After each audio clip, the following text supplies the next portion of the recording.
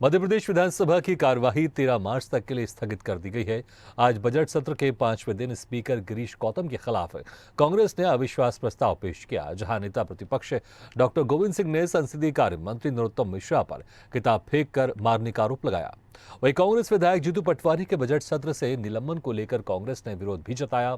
तमाम मुद्दों पर विपक्ष पक्ष के नेताओं से बात की स्वदेश न्यूज की एसोसिएट एडिटर मुक्ता पाठक ने। स्वदेश न्यूज में इस वक्त बातचीत के लिए मौजूद है कांग्रेस विधायक कुणाल चौधरी जी। सर, जिस तरह से हम देख रहे हैं लगातार कांग्रेस जो है इस बार इस बजट सत्र में आक्रामक रूप है और आज अब जिस तरह से कार्रवाई स्थगित हो गई है, पूरी की पूरी जो कार्रवाई है अगर हम देखें तो स्थगित हो गई 13 तक, भेंट चढ़ गया है पूरा का पूरा बजट सत्र।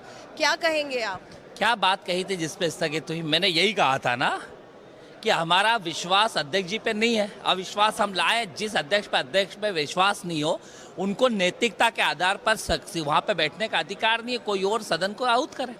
और क्या कहा था हमने? यही बात कही थी ना कि भाजपाइयों को जनता की गाड़ी कमाई खिलाते हो, शेर को देख के बंदर और छिपकलियां ले आते हो, और जब लोकतंत्र की आवाज़ किसान गरीब मजदूर की उठाते हैं तो कायरों के हथियार उठा के निलंबन कर देते हो। तो इस बात के ऊपर गृह मंत्री गुंडागर्दी करने लग रहे हैं, किताबें फेंकने लग रहे हैं, और जिस तरीके से लोकतंत्र का कत्ल करने लग रहे हैं, तो गृह मंत्री का काम क्या? कानून व्यवस्था बनाना। संसदीय मंत्री का काम क्या?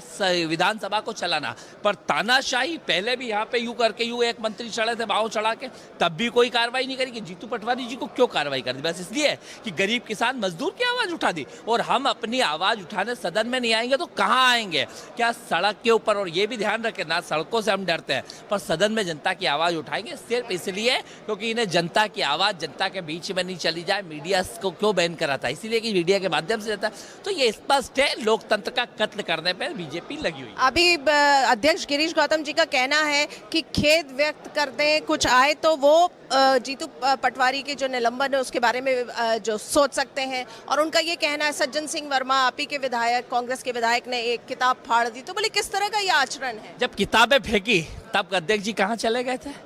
किस बात पे निलंबन करा? बताया अध्यक्ष जी, क्या उनकी बेल पे चढ़ गए थे? किताब फेंक दी थी, किस बात के ऊपर? बाहें चढ़ा ली थी, किस बात के ऊपर निलंबन करा? और खेद की बात कल उन्होंने कही और 10 मिनट के लिए वो करा और सीधे आए नरोत्तम जी ने कहा निलंबन करो, और उन्होंने निलंबन कर दिया।